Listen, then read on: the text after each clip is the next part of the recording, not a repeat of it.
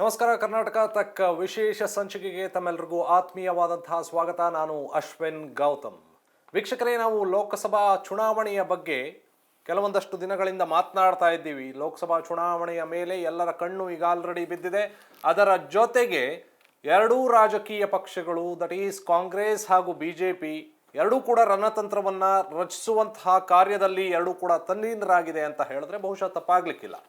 But ಎರಡೂ ಅಲಯನ್ಸ್ಗಳು, NDA alliance, NDA ಮೈತ್ರಿಕೂಟ ಹಾಗೂ ಇಂಡಿಯಾ ಮೈತ್ರಿಕೂಟ, INDIA ಮೈತ್ರಿಕೂಟದ ಎಲ್ಲ ನಾಯಕರಲ್ಲೂ ಕೂಡ ಗಮನಾರ್ಹವಾಗಿ ಆಲೋಚನೆ ಇರತಕ್ಕಂಥದ್ದು ದಕ್ಷಿಣ ಭಾರತವನ್ನು ಹೇಗಾದರೂ ಮಾಡಿ ಕ್ಯಾಪ್ಚರ್ ಮಾಡಬೇಕು ಅನ್ನುವಂತಹ ಆಲೋಚನೆ ಈ ಎಲ್ಲ ನಾಯಕರಲ್ಲಿಯೂ ಕೂಡ ಇದೆ.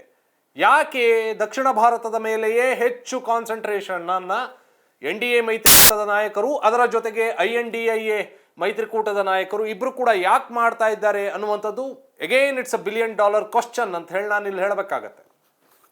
ಬಿಜೆಪಿ ಆಗಿರಬಹುದು ಅಥವಾ ಕಾಂಗ್ರೆಸ್ ಆಗಿರಬಹುದು, ಎರಡೂ ರಾಜಕೀಯ ಪಕ್ಷಗಳಿಗೆ ದಕ್ಷಿಣ ಭಾರತ ಬಹಳ ಇಂಪಾರ್ಟೆಂಟ್ ಆಗತ್ತೆ. ಕರ್ನಾಟಕದಲ್ಲಿ ಕಾಂಗ್ರೆಸ್ ಅಧಿಕಾರದ ಗದ್ದುಗೆಯನ್ನ ಏರಿದ್ದಾಯ್ತು. ದಕ್ಷಿಣ ಭಾರತದ ಹೆಬ್ಬಾಗಿಲು ಅಂತ ಹೇಳಿ ಕರೆಸಿಕೊಳ್ಳುವಂತಹ ಕರ್ನಾಟಕವನ್ನ ಆಕ್ಯುಪೈ ಮಾಡಿದ್ದಾಗೋಯ್ತು ಕಾಂಗ್ರೆಸ್. ಲೋಕಸಭಾ ಚುನಾವಣೆಯಲ್ಲಿ ಅಟ್ ಎನಿ ಕಾಸ್ಟ್ 20 ಸೀಟುಗಳನ್ನು ಗೆಲ್ಲಲೇಬೇಕಾದಂತಹ ಅನಿವಾರ್ಯತೆ ಕಾಂಗ್ರೆಸ್ಸಿಗೆ ಇದೆ. ಅದೇ ರೀತಿಯಾಗಿ ತಮಿಳುನಾಡು, ಕೇರಳ, ಆಂಧ್ರ ಪ್ರದೇಶ, ತೆಲಂಗಾಣ ಹೀಗೆ ಇತರ ರಾಜ್ಯಗಳಲ್ಲೂ ಕೂಡ ತಮ್ಮ ಸಂಖ್ಯಾಬಲವನ್ನು ಹೆಚ್ಚಿಸಿಕೊಳ್ಳುವಂತಹ ಆಲೋಚನೆಯಲ್ಲಿ INDIA ಮೈತ್ರಿಕೂಟ ಇದೆ. ಇದೆಲ್ಲದರ ಒಂದು ಕ್ಲಿಯರ್ ಪಿಕ್ಚರ್ನನ್ನ ಈ ಒಂದು 3ನೇ ಸಂಚಿಕೆಯಲ್ಲಿ ನಾನು ನಿಮ್ಮ ಮುಂದೆ ಇಡ್ತಾ ಹೋಗ್ತಾ ಇದ್ದೀನಿ. ಕರ್ನಾಟಕದಲ್ಲಿ ಎಷ್ಟು ಸೀಟ್ ಪ್ರೊಜೆಕ್ಷನ್ ಆಗಬಹುದು ಅನ್ನುವಂತಹ ಲೆಕ್ಕಾಚಾರ ಶುರುವಾಗಿದೆ. India today C voter mood of the nation ಸರ್ವೆಯಲ್ಲಿ ಈ ಎಲ್ಲ ಮಾಹಿತಿಗಳು ಬಹಿರಂಗ ಆಗಿರ್ತಕ್ಕಂಥದ್ದು. ನಾಳೆಯೇ ಲೋಕಸಭಾ ಚುನಾವಣೆ ಆಯಿತು ಅಂತಂದರೆ ಎಷ್ಟು ಸೀಟ್ಗಳನ್ನು INDIA ಮೈತ್ರಿಕೂಟ ಗೆಲ್ಲಬಹುದು, ಎಷ್ಟು ಸೀಟುಗಳನ್ನು NDA ಮೈತ್ರಿಕೂಟ ಉಳಿಸಿಕೊಳ್ಳಬಹುದು ಅನ್ನೋದನ್ನು ನೋಡುವಂಥ ಸಮಯ. Let's have a look at Karnataka statistics ಯಾವ ರೀತಿಯಾಗಿದೆ. Let's have a look at Karnataka statistics. ಎಲ್ಲಿ NDA ಮೈತ್ರಿಕೂಟ ಗೆಲ್ಲುತ್ತೆ ಅನ್ನುವಂತಹ ವಿಚಾರ ಇದು. ಕರ್ನಾಟಕದ ವಿಚಾರಕ್ಕೆ ಬರೋದಾಯಿತು ಅಂತಂದರೆ ಓವರಾಲ್ 28 ಸೀಟುಗಳು, 28 ಲೋಕಸಭಾ ಸಂಸದರ ಸ್ಥಾನಗಳು ಕರ್ನಾಟಕದಲ್ಲಿ ಇರ್ತಕ್ಕಂಥದ್ದು. 2019 ಲೋಕಸಭಾ ಚುನಾವಣೆಯಲ್ಲಿ ಬಿಜೆಪಿ ಅಂದರೆ ಬಿಜೆಪಿ ನೇತೃತ್ವದ NDA ಮೈತ್ರಿಕೂಟ ಗೆದ್ದಂತಹ ಸಂಖ್ಯೆ 25+1. ಮಂಡ್ಯ ಲೋಕಸಭಾ ಸದಸ್ಯರಾಗಿರುವಂತಹ ಸುಮಲತಾ ಅವರು ಬಿಜೆಪಿಗೆ ಬೆಂಬಲವನ್ನು ಸೂಚಿಸಿದ್ರು. ಸೊ ಹಾಗಾಗಿ 25 ಸೀಟುಗಳು ಸ್ವಂತ ಬಲದಿಂದ ಬಿಜೆಪಿ ಗೆದ್ದುಕೊಂಡಿತ್ತು. +1 ಬಿಜೆಪಿಗೆ ಸುಮಲತಾ ಅವರು ಸಪೋರ್ಟ್ ಮಾಡ್ತಿರುವಂತಹ ಹಿನ್ನೆಲೆಯಲ್ಲಿ 26 ಸೀಟುಗಳು ಬಿಜೆಪಿಯ ಕೈಯಲ್ಲಿ ಇದೆ. 1 ಸೀಟ್ ಹಾಸನ ಲೋಕಸಭಾ ಕ್ಷೇತ್ರ, ಪ್ರಜ್ವಲ್ ರೇವಣ್ಣ ಅವರು JDS ಪಕ್ಷದಿಂದ ಗೆದ್ದಿರ್ತಕ್ಕಂಥವ್ರು. ಅದರ ಜೊತೆಗೆ ಮತ್ತೊಂದು ಬೆಂಗಳೂರು ಗ್ರಾಮಾಂತರ ಕಾಂಗ್ರೆಸ್ ಪಕ್ಷ ಕರ್ನಾಟಕದಲ್ಲಿ ಗೆದ್ದಂತಹ ಒಂದೇ ಒಂದು ಲೋಕಸಭಾ ಕ್ಷೇತ್ರ ಅದು. ಸೊ ಈ ಬಾರಿ ಅಟ್ ಎನಿ ಕಾಸ್ಟ್ 20 ಸೀಟ್ಗಳನ್ನು ಗೆಲ್ಲಬೇಕು ಅಂತ ಹೇಳಿ ಕಾಂಗ್ರೆಸ್ ಲೆಕ್ಕಾಚಾರ ಹಾಕೊಳ್ತಾ ಇದೆ. INDIA ಮೈತ್ರಿಕೂಟ ಲೆಕ್ಕಾಚಾರವನ್ನು ಹಾಕೊಳ್ತಾ ಇದೆ. ಆದರೆ ನಾವೀಗ ಎಲ್ಲಿ NDA ಗೇನ್ ಆಗ್ತಿದೆ ಅನ್ನೋದನ್ನು ನಾವಿಲ್ಲಿ ನೋಡುವಂತಹ ಸಮಯ. NDA ಮೈತ್ರಿಕೂಟಕ್ಕೆ ಸುಮಾರು 23 ಸ್ಥಾನಗಳು ಬರುವಂತಹ ನಿರೀಕ್ಷೆ ಇದೆ ಅಂತ ಹೇಳಿ ಇಂಡಿಯಾ ಟುಡೇ ಸಿ ವೋಟರ್ನ mood of the nation survey ಹೇಳ್ತಾ ಇದೆ. ಇನ್ ಕೇಸ್ ನಾಳೆ ಎಲೆಕ್ಷನ್ ಆಯಿತು ಅಂತಂದರೆ this is the number what NDA is going to get in Karnataka ಅನ್ನುವಂಥದ್ದನ್ನು ಬಹಳ ಸ್ಪಷ್ಟವಾಗಿ ನಾವಿಲ್ಲಿ ಹೇಳ್ಬೋದು.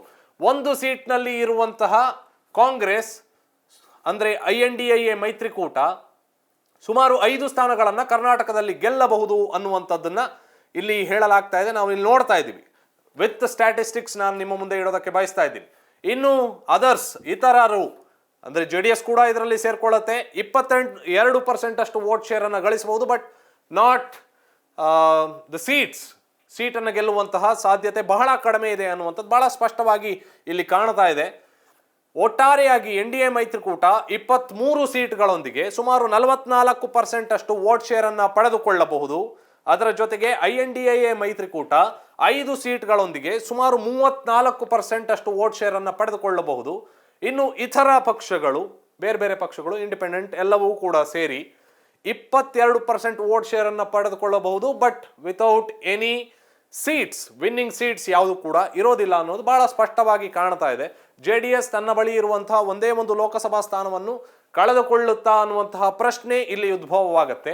ಹಿಂದಿನ ಬಾರಿ 26 ಸೀಟ್ಗಳೊಂದಿಗೆ ಮುಂದಿದ್ದಂತಹ ಬಿಜೆಪಿ ನೇತೃತ್ವದ NDA ಮೈತ್ರಿಕೂಟ ಈ ಬಾರಿ 23 ಸ್ಥಾನಕ್ಕೆ ಇಳಿಯಬಹುದು ಅನ್ನುವಂಥ ಲೆಕ್ಕಾಚಾರ ಶುರುವಾಗಿದೆ. ಗೊತ್ತಿಲ್ಲ ಏನಾಗತ್ತೆ ಅಂತ ಹೇಳಿ. ಕರ್ನಾಟಕದ ಮಟ್ಟಿಗೆ ಓವರ್ ಆಲ್ 28 ಸ್ಥಾನಗಳು ಇಂಡಿಯಾ ಮೈತ್ರಿಕೂಟ INDIA ಮೈತ್ರಿಕೂಟ 5 ಸ್ಥಾನಗಳನ್ನ ಗೆಲ್ಲಬಹುದಾದಂತಹ ಲಕ್ಷಣಗಳು ಕಾಣ್ತಾ ಇದೆ. ಅದೇ ರೀತಿ 23 ಸ್ಥಾನಗಳನ್ನು NDA ಮೈತ್ರಿಕೂಟ ಗೆಲ್ಲಬಹುದಾದಂತಹ ಲಕ್ಷಣ ಕಾಣ್ತಾ ಇದೆ. ಇನ್ನು ಮುಂದಿನ ಸ್ಟೇಟಿಗೆ ನಾವು ಹೋಗೋದಾಯ್ತು ಅಂತಂದ್ರೆ ತಮಿಳ್ನಾಡು ನಲ್ಲಿ ಯಾವ ರೀತಿಯಾಗಿದೆ ಸಿಚುಯೇಷನ್ ಅನ್ನುವಂಥದ್ದನ್ನ ನಾವು ಇಲ್ಲಿ ಸ್ಪಷ್ಟವಾಗಿ ನಿಮ್ಮ ಮೊಬೈಲ್ನ ಸ್ಕ್ರೀನ್ ಮೇಲೆ ಕಾಣ್ತಾ ಇದೆ. ಒಟ್ಟಾರೆ ಇರ್ತಕ್ಕಂಥದ್ದು 39 ಸೀಟ್ಗಳು. ತಮಿಳ್ನಾಡಿನಲ್ಲಿ ಇರುವಂತಹ ಲೋಕಸಭಾ ಸ್ಥಾನಗಳು 39.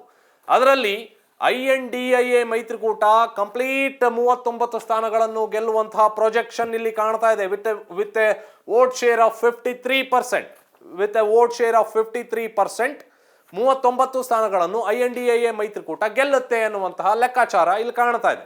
ಇನ್ನು NDA ಮೈತ್ರಿಕೂಟ ಲೋಕಸಭಾ ಚುನಾವಣೆಯಲ್ಲಿ ಟೆಲಿಕಾಸ್ಟ್ ತಮಿಳುನಾಡಿನಲ್ಲಿ ಅಟ್ಲೀಸ್ಟ್ 3ರಿಂದ 4 ಸ್ಥಾನಗಳನ್ನಾರು ಗೆಲ್ಲಬೇಕು ಅನ್ನುವಂತಹ ಆಲೋಚನೆ NDA ಮೈತ್ರಿಕೂಟದ ನಾಯಕತ್ವದಲ್ಲಿ ಇರ್ತಕ್ಕಂಥದ್ದು. ಅದೇ ರೀತಿ ಅದಕ್ಕೆ ಪೂರಕ ಎನ್ನುವಂತೆ ಬಿಜೆಪಿಯ ತಮಿಳುನಾಡಿನ ಅಧ್ಯಕ್ಷ ಅಣ್ಣಾಮಲೈ ಅವರು ಕೂಡ ಇಡೀ ಕಂಪ್ಲೀಟ್ ರೊಟೇಷನ್ ಅನ್ನು ಮಾಡ್ತಾ ಇದ್ದಾರೆ. ತಮಿಳುನಾಡಿನಾದ್ಯಂತ ಪಾದಯಾತ್ರೆಯನ್ನು ನಡೆಸುವಂತಹ ಪ್ರಯತ್ನವನ್ನ ಮಾಡ್ತಿದ್ದಾರೆ. ಇದು ವಿಲ್ ದ ಫೆಚ್ ವೋಟ್ಸ್ ಅನ್ನುವಂತಹ ಪ್ರಶ್ನೆಯೂ ಕೂಡ ಉದ್ಭವವಾಗುತ್ತೆ. ಬಟ್ ಸದ್ಯಕ್ಕೆ ಈಗಿನ ಮಟ್ಟಿಗೆ ಇರುವಂತಹ ಪ್ರೊಜೆಕ್ಷನ್ನ ಪ್ರಕಾರ 53% ವೋಟ್ ಶೇರ್ನೊಂದಿಗೆ ಮೋರ್ ದೆನ್ ಮೆಜಾರಿಟಿ ಅಂದರೆ more than 50% of the vote share, 53%ನ ವೋಟ್ ಶೇರ್ನೊಂದಿಗೆ ಇಡೀ 39 ಸ್ಥಾನಗಳನ್ನು ಕೂಡ INDIA ಮೈತ್ರಿಕೂಟ ಗೆಲ್ಲುತ್ತೆ ಅನ್ನುವಂಥ ಪ್ರೊಜೆಕ್ಷನ್ ಇದೆ. 33% ವೋಟ್ ಶೇರ್ ಅನ್ನ NDA ಮೈತ್ರಿಕೂಟ ಪಡೆಯುತ್ತೆ ಅನ್ನೋ ಪ್ರೊಜೆಕ್ಷನ್ ಇದೆ. ಇನ್ನು ಇತರರು 14% ವೋಟ್ ಶೇರ್ ಅನ್ನ ಪಡೀತಾರೆ ಅನ್ನುವಂತಹ ಪ್ರೊಜೆಕ್ಷನ್ ಈಗ ನಿಮ್ಮ ಮೊಬೈಲ್ ಸ್ಕ್ರೀನ್ನ ಮೇಲೆ ಕಾಣ್ತಾ ಇದೆ. ಇನ್ನು ಮುಂದಿನ ಸ್ಟೇಟ್ಗೆ ನಾವು ಹೋಗೋದಾಯ್ತು ಅಂತಂದ್ರೆ ನೆಕ್ಸ್ಟ್ ಕೇರಳ ರಾಜ್ಯದಲ್ಲಿ ಯಾವ ರೀತಿಯಾಗಿ ಸ್ಥಿತಿಗತಿ ಇದೆ ಅನ್ನುವಂಥದ್ದು ನಾವಿಲ್ಲಿ ನೋಡಬೇಕಾಗತ್ತೆ. ಅಗೇನ್ INDIA ಮೈತ್ರಿಕೂಟ ಇಲ್ಲಿ ಗೇನ್ ಆಗ್ತಾ ಇದೆ ಅನ್ನುವಂಥದ್ದು ಬಹಳ ಸ್ಪಷ್ಟವಾಗಿ ಕಾಣುತ್ತೆ. ಕೇರಳದಾದ್ಯಂತ ಸುಮಾರು 81% ವೋಟ್ ಶೇರ್ ಅನ್ನ INDIA ಮೈತ್ರಿಕೂಟ ಪಡೆಯುತ್ತೆ ಅನ್ನುವಂತಹ ಪ್ರೊಜೆಕ್ಷನ್ ಕಾಣ್ತಾ ಇದೆ. ನೀವು ನಿಮ್ಮ ಮೊಬೈಲ್ನ ಸ್ಕ್ರೀನ್ನ ಮೇಲೆ ನೋಡ್ತಾ ಇದ್ದೀರಿ. ಓವರ್ ಆಲ್ ಇರ್ತಕ್ಕಂಥದ್ದು 20 ಲೋಕಸಭಾ ಸ್ಥಾನಗಳು. ಈಗ ಕಾಂಗ್ರೆಸ್ನ ನಾಯಕ ರಾಹುಲ್ ಗಾಂಧಿ ಅವರು ಪ್ರತಿನಿಧಿಸ್ತಾ ಇರುವಂತಹ ಕ್ಷೇತ್ರ ವಯನಾಡು ಲೋಕಸಭಾ ಕ್ಷೇತ್ರ. ವಯನಾಡು ಲೋಕಸಭಾ ಕ್ಷೇತ್ರದ MP ರಾಹುಲ್ ಗಾಂಧಿ ಅವರು ಹೆಚ್ಚು ಅವರ ಪರ್ಫಾರ್ಮೆನ್ಸ್ ಆಗಿರ್ಬೋದು, ಅವರ ಚರಿಷ್ಮಾ ಆಗಿರ್ಬೋದು ಕೇರಳದಲ್ಲಿ ವರ್ಕೌಟ್ ಆಗುವಂತಹ ಸಾಧ್ಯತೆ ಇದೆ ಮತ್ತೊಮ್ಮೆ ಅನ್ನುವಂಥದ್ದು ಬಹಳ ಸ್ಪಷ್ಟವಾಗಿ ಕಾಣ್ತಾ ಇದೆ. ಸುಮಾರು 81% ವೋಟ್ ಶೇರ್ ಅನ್ನ ಕೇರಳದಲ್ಲಿ INDIA ಮೈತ್ರಿಕೂಟ with a number of 20 seats ಬರಬಹುದು ಅನ್ನುವಂಥದ್ದು ಸದ್ಯಕ್ಕೆ ಕಾಣಿಸ್ತಾ ಇರುವಂತಹ ಪ್ರೊಜೆಕ್ಷನ್ ನಾವಿಲ್ಲಿ ಸ್ಕ್ರೀನ್ನ ಮೇಲೆ ನೋಡ್ತಾ ಇದ್ದೀವಿ. ಅದೇ ರೀತಿ NDA ಮೈತ್ರಿಕೂಟ ಸುಮಾರು 14% ವೋಟ್ ಶೇರ್ ಅನ್ನು ಪಡೆದುಕೊಳ್ಳುತ್ತೆ ಅಂತ ಹೇಳಲಾಗ್ತಾ ಇದೆ ಸದ್ಯಕ್ಕಿರುವಂತಹ ಪ್ರೊಜೆಕ್ಷನ್ನಿನ ಪ್ರಕಾರ. ಇತರೆ ಇರುವಂತಹ ಪಕ್ಷಗಳು ಸುಮಾರು 5% ವೋಟ್ ಶೇರ್ ಅನ್ನ ಪಡೆದುಕೊಳ್ಳಬಹುದು ಅನ್ನುವಂತಹ ಪ್ರೊಜೆಕ್ಷನ್ ಸದ್ಯದ ಮಟ್ಟಿಗೆ India today C voter mood of the nation ಸರ್ವೆಯಲ್ಲಿ ಕಾಣ್ತಾ ಇದೆ. ಇನ್ನು ಮುಂದಿನ ಸ್ಟೇಟ್ ಅನ್ನು ನಾವು ನೋಡೋದಾಯ್ತು ಅಂತಂದ್ರೆ ಇಟ್ಸ್ ತೆಲಂಗಾಣದಲ್ಲಿ ಯಾವ ರೀತಿಯಾಗಿದೆ ಸಿಚುಯೇಷನ್. ಓವರ್ ಆಲ್ ಇರ್ತಕ್ಕಂಥದ್ದು 17 ಸೀಟುಗಳು, 17 ಲೋಕಸಭಾ ಸದಸ್ಯ ಸ್ಥಾನಗಳು ತೆಲಂಗಾಣದಲ್ಲಿ ಇರ್ತಕ್ಕಂಥದ್ದು. ಈಗೇನ್ ತೆಲಂಗಾಣದಲ್ಲಿ ಎಲ್ಲೋ ಒಂದು ಕಡೆ ಬಿಜೆಪಿ ಜೊತೆಗೆ KCR ಹೋಗ್ತಾರೋ ಅಥವಾ ಕಾಂಗ್ರೆಸ್ನ ಜೊತೆಗೆ ಹೋಗ್ತಾರೋ ಅನ್ನುವಂತಹ ಕ್ವಶನ್ ಮಾರ್ಕ್ ಇನ್ನೂ ಕೂಡ ಇದ್ದೇ ಇದೆ. ಸೊ ಅದರ ಹಿನ್ನೆಲೆಯಲ್ಲಿ ಮಹಾರಾಷ್ಟ್ರದ ಪೂರ್ವ ಮುಖ್ಯಮಂತ್ರಿ ಅಂದ್ರೆ ಮಾಜಿ ಮುಖ್ಯಮಂತ್ರಿ ಆಗಿದ್ದಂತಹ ಉದ್ಧವ್ ಠಾಕ್ರೆ ಒಂದು ಸಾರ್ವಜನಿಕ ಸಮಾರಂಭದಲ್ಲಿ ಮಾತನಾಡ್ತಾ ಹೇಳ್ತಾರೆ, ಒಂದು ಆ ಕಡೆ ಹೋಗಿ ಇಲ್ಲ ನಮ್ಮ ಕಡೆ ಬರ್ತೀವಿ ಅಂತ ಹೇಳಿ, ಏನಾದ್ರೂ ಒಂದು ನಿಮ್ದು ಏನಿದೆ ಅನ್ನೋದನ್ನ ಸ್ಪಷ್ಟವಾಗಿ ತಿಳಿಸಿ ಅಂತ ಹೇಳ್ತಿದ್ದಾರೆ. ಆನ್ ದ ಅದರ್ ಹ್ಯಾಂಡ್ ಬಿಜೆಪಿಯ ರಾಷ್ಟ್ರೀಯ ನಾಯಕ ಹಾಗೂ ಕೇಂದ್ರದ ಗೃಹ ಮಂತ್ರಿ ಅಮಿತ್ ಶಾ ಅವರು ಕೂಡ ಪಬ್ಲಿಕ್ ಸಮಾವೇಶದಲ್ಲಿ ಮಾತನಾಡುವಂಥ ಸಂದರ್ಭದಲ್ಲಿ ಹೇಳಿದರು, ತೆಲಂಗಾಣದಲ್ಲಿ AIMIM ಮುಖ್ಯಸ್ಥ ಅಂದರೆ ಅಸಾದುದ್ದೀನ್ ಓವೈಸಿ ಅವರ ಜೊತೆಗೆ ಕೈಯನ್ನ ಜೋಡಿಸಿದ್ದಾರೆ KCR ಅನ್ನುವಂತಹ ಮಾತುಗಳು ಕೂಡ ಅವರು ಆಡಿದ್ರು. ಇತ್ತದರಿ ಅತ್ತ ಪುಲಿ ಅನ್ನುವಂತಹ ಸನ್ನಿವೇಶ ನಿರ್ಮಾಣವಾಗಿರಬಹುದು. ಬಟ್ ಅಗೈನ್ ತೆಲಂಗಾಣದ ರಾಜ್ಯದಲ್ಲಿ ಯಾವ ರೀತಿಯಾಗಿ ಆ ಒಂದು ಅರ್ಥಮೆಟಿಕ್ ವರ್ಕೌಟ್ ಆಗುತ್ತೆ ಅನ್ನೋದನ್ನು ಕೂಡ ನಾವು ನೋಡಬೇಕು. ಅಗೈನ್ ನಾನು ಆಗಲೇ ಹೇಳ್ತಿದ್ದ ಹಾಗೆ 17 ಲೋಕಸಭಾ ಸ್ಥಾನಗಳು ತೆಲಂಗಾಣದಲ್ಲಿ ಇರ್ತಕ್ಕಂಥದ್ದು. ಅದರಲ್ಲಿ INDIA ಮೈತ್ರಿಕೂಟ 7 ಸ್ಥಾನಗಳನ್ನು ಪಡೆದು 38% ವೋಟ್ ಶೇರ್ ಅನ್ನು ಪಡೆದುಕೊಳ್ಳುವಂತಹ ಸಾಧ್ಯತೆ ಇಲ್ಲಿ ಕಾಣ್ತಾ ಇದೆ, ಪ್ರೊಜೆಕ್ಷನ್ ಕಾಣ್ತಾ ಇದೆ ಆಸ್ ಆಫ್ ನೌ. ಇನ್ನೊಂದು NDA ಮೈತ್ರಿಕೂಟ, INDIA ಆದ ನಂತರದಲ್ಲಿ NDA ಮೈತ್ರಿಕೂಟ ಸುಮಾರು 23% ವೋಟ್ ಶೇರ್ ಅನ್ನು ಪಡೆದುಕೊಳ್ಳಬಹುದು ಅಂತೇಳಿ ಹೇಳಲಾಗ್ತಾ ಇದೆ, ವಿತ್ 4 ಲೋಕಸಭಾ ಸೀಟ್ಸ್. ಇನ್ನು ಈ ಥರ ಪಕ್ಷಗಳು ಯಾವ್ಯಾವಿದ್ದಾವೆ ಅವು ಕೂಡ ಸುಮಾರು 39% ವೋಟ್ ಶೇರನ್ನು ಪಡೆದುಕೊಳ್ಳುವಂತಹ ಸಾಧ್ಯತೆಗಳು. ಅದರ ಜೊತೆಗೆ 6 ಸೀಟ್ಗಳು ಅಂದರೆ 39% ವೋಟ್ ಶೇರ್ನೊಂದಿಗೆ 6 ಸೀಟ್ಗಳನ್ನು ಪಡೆದುಕೊಳ್ಳುವಂತಹ ಪ್ರೊಜೆಕ್ಷನ್ ಇಲ್ಲಿ ಕಾಣ್ತಾ ಇರತಕ್ಕಂಥದ್ದು. ಇತರ ಪಕ್ಷಗಳಿಗಿಂತ NDA ಇಲ್ಲಿ ಡೌನ್ ಆಗಿದೆ, 4 ಸೀಟ್ಗಳಿಗೆ ಬಂದಿದೆ. INDA ಮೈತ್ರಿಕೂಟ 7 ಸ್ಥಾನಗಳನ್ನು ಗೆಲ್ಲಬಹುದು ಅನ್ನುವಂತಹ projection as of no projection ಕಾಣ್ತಾ ಇದೆ. ಗೊತ್ತಿಲ್ಲ ಏನಾಗತ್ತೆ ಅಂತ ಹೇಳಿ, ನಾವು ಕೂಡ ಕಾದು ನೋಡಬೇಕಾಗತ್ತೆ. 17 ಸ್ಥಾನಗಳು ಎಗೇನ್ ಅಲ್ಲಿ ಇರ್ತಕ್ಕಂಥದ್ದು. KCR ಹಾಗೂ BJP ಜೊತೆಗೆ ಹೋಗ್ತಾರಾ, ಕಾಂಗ್ರೆಸ್ನ ಜೊತೆಗೆ ಹೋಗ್ತಾರಾ ಅನ್ನುವಂತಹ ಗೊಂದಲ ಇದೆ. ಅದನ್ನ KCR ಅವರು ಕ್ಲಾರಿಟಿ ಯಾವಾಗ ಕೊಡ್ತಾರೆ ಅನ್ನೋದನ್ನು ಕೂಡ ಕಾದು ನೋಡಬೇಕಾಗತ್ತೆ. ಎಸ್, ಇನ್ನು ಆಂಧ್ರ ಪ್ರದೇಶದ ಪ್ರೊಜೆಕ್ಷನ್ ಯಾವ ರೀತಿಯಾಗಿದೆ ಅನ್ನೋದನ್ನ ನಾವು ನೋಡ್ತಾ ಹೋಯ್ತು ಅಂದರೆ, ಇಲ್ಲಿ ಮೇಜರ್ ಆಗಿ ಇರ್ತಕ್ಕಂಥದ್ದು ಪ್ರಾದೇಶಿಕ ಪಕ್ಷಗಳ ಮೇಲುಗೈ ಅನ್ನುತ್ತಾ ಹೇಳಿದ್ರೆ ಬಹುಶಃ ತಪ್ಪಾಗ್ಲಿಕ್ಕಿಲ್ಲ. Again when it comes to Lok Sabha elections 2024 ಇಲ್ಲಿಯೂ ಕೂಡ ಪ್ರಾದೇಶಿಕ ಪಕ್ಷಗಳ ಮೇಲುಕೈ ಹೆಚ್ಚಾಗಿ ಕಾಣ್ತಾ ಇರುವಂಥದ್ದನ್ನು ನಾವು ಬಹಳ ಸ್ಪಷ್ಟವಾಗಿ ಕಾಣ್ತಿದ್ದೀವಿ.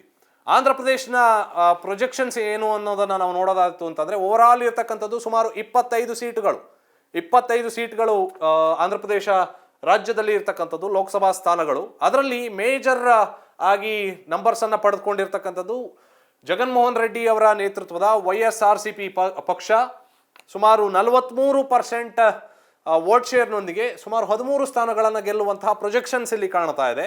ಅಗೇನ್ ಚಂದ್ರಬಾಬು ನಾಯ್ಡು ಅವರ TDP ಪಕ್ಷ, ತೆಲುಗುದೇಶಂ ಪಾರ್ಟಿ, ಸುಮಾರು 42% ವೋಟ್ ಶೇರ್ನ ಮುಖಾಂತರ 12 ಸೀಟುಗಳನ್ನು ಗೆಲ್ಲುವಂತಹ ಪ್ರೊಜೆಕ್ಷನ್ಸ್ ಕಾಣ್ತಾ ಇದೆ. When it comes to INDIA or NDA or others, ಯಾರು ಕೂಡ ಗೆಲ್ಲುವಂತಹ ಸಾಧ್ಯತೆ ಬಹಳ ಕಡಿಮೆ ಇದೆ ಎನ್ನುವಂತಹ ಪ್ರೊಜೆಕ್ಷನ್ಸ್ ಇಂಡಿಯಾ ಟುಡೇ ಹಾಗೂ ಸಿ ವೋಟರ್ನ ಮೂಡ್ ಆಫ್ ದಿ ನೇಷನ್ ಸರ್ವೆಯಲ್ಲಿ ಗೊತ್ತಾಗ್ತಾ ಇದೆ. NDA 5% ವೋಟ್ ಶೇರನ್ನು ಇಲ್ಲಿ ಪಡೆದುಕೊಳ್ಳಬಹುದು. When it comes to INDIA ಮೈತ್ರಿಕೂಟ 2% ವೋಟ್ ಶೇರನ್ನು ಪಡೆದುಕೊಳ್ಳುತ್ತೆ. ವೆಲ್ ಅದರ್ಸ್ 7% ವೋಟ್ ಶೇರನ್ನು ಪಡೆದುಕೊಳ್ಳುವಂತಹ ಸಾಧ್ಯತೆ ಇಲ್ಲಿ ಕಾಣ್ತಾ ಇದೆ. ಇದು ಆಸ್ ಆಫ್ ನೌ ಪ್ರೊಜೆಕ್ಷನ್ಸ್. ಇದು ಕಂಪ್ಲೀಟ್ ಆಗಿ ಹೀಗೆ ಆಗತ್ತೆ ಅಂತ ಹೇಳುವಂಥದ್ದಲ್ಲ. ಈಗಿನ ಸಮಯಕ್ಕೆ ಸರಿಯಾಗಿ ಎಷ್ಟರ ಮಟ್ಟಿಗೆ ಯಾವ ಮತದಾರರು ಅಥವಾ ಜನರು ಯಾರ ಪರವಾಗಿದ್ದಾರೆ ಅನ್ನುವಂಥದ್ದನ್ನ ಕ್ಲಿಯರ್ ಕಟ್ ಆಗಿ ತೋರಿಸುವಂತಹ ಒಂದು ಪ್ರೊಜೆಕ್ಷನ್ಸ್ ಸರ್ವೆ ಅಂತ ಹೇಳಲಿಕ್ಕೆ ನಾನು ಬಯಸ್ತೀನಿ. ಯಾಕೆಂತಂದ್ರೆ ಕರ್ನಾಟಕ ಲೋಕಸಭಾ ವಿಧಾನಸಭಾ ಚುನಾವಣೆಯ ಸಂದರ್ಭದಲ್ಲೂ ಕೂಡ ಇಂಡಿಯಾ ಟುಡೇ ಸರ್ವೆಯನ್ನು ನಡೆಸಿತ್ತು. ಆ ಇಂಡಿಯಾ ಟುಡೇ ಸರ್ವೆಯಲ್ಲಿ ಇದ್ದಂತಹ ಎಕ್ಸಿಟ್ ಪೋಲ್ನಲ್ಲಿ ಇದ್ದಂತಹ ನಂಬರ್ಸ್ ಎಕ್ಸಾಕ್ಟ್ ಪೋಲ್ ಆಗಿ ಹೊರಬರುತ್ತೆ. ಅಗೈನ್ ನಾನೀಗ ನಿಮಗೆ ಹೇಳ್ತಾ ಇರುವಂಥದ್ದು ಇಂಡಿಯಾ ಟುಡೇ ಹಾಗೂ ಸಿ ವೋಟರ್ನ mood of the nation survey ಕಳೆದ ವರ್ಷದಿಂದಲೂ ಕೂಡ ನಿಯಮಿತವಾಗಿ ಈ ಒಂದು ಸರ್ವೆ ನಡ್ಕೊಂಡು ಬರ್ತಾ ಇದೆ. ಸೊ ಆಸ್ ಆಫ್ ನಾವು ಪ್ರೊಜೆಕ್ಷನ್ಸ್ ಇರುವಂತಹ ಪ್ರಕಾರವಾಗಿ ಸದರ್ನ್ ಸ್ಟೇಟ್ಸ್ ಅಂದರೆ ದಕ್ಷಿಣ ಭಾರತದ ರಾಜ್ಯಗಳು ಏನೇನಿದ್ದಾವೆ ಅದರ ಪ್ರೊಜೆಕ್ಷನ್ಸ್ ಅನ್ನು ನಾನು ನಿಮ್ಮ ಮುಂದೆ ಇಡುವಂತಹ ಪ್ರಯತ್ನವನ್ನು ಮಾಡಿದ್ದೀನಿ. ಮುಂದಿನ ಸಂಚಿಕೆಯೊಂದಿಗೆ ಮತ್ತಷ್ಟು ವಿಚಾರಗಳನ್ನು ನಿಮ್ಮ ಮುಂದೆ ಇಡುವಂತಹ ಪ್ರಯತ್ನವನ್ನು ಮಾಡ್ತೀನಿ. ಇದಾಗಿತ್ತು ಈ ಸಂಚಿಕೆ. ಇದು 3ನೇ ಸಂಚಿಕೆ. ನೀವು ನೋಡ್ತಾ ಇರಿ ಕರ್ನಾಟಕ ತಕ್. ಬೆಂಗಳೂರಿನಿಂದ ಮಂಗಳೂರುವರೆಗೆ, ಬೀದರ್ನಿಂದ ಚಾಮರಾಜನಗರದವರೆಗೆ ನಿಮ್ಮ ಸುದ್ದಿ ನಿಮ್ಮದೇ ಭಾಷೆಯಲ್ಲಿ ಕರ್ನಾಟಕ ತಕ್.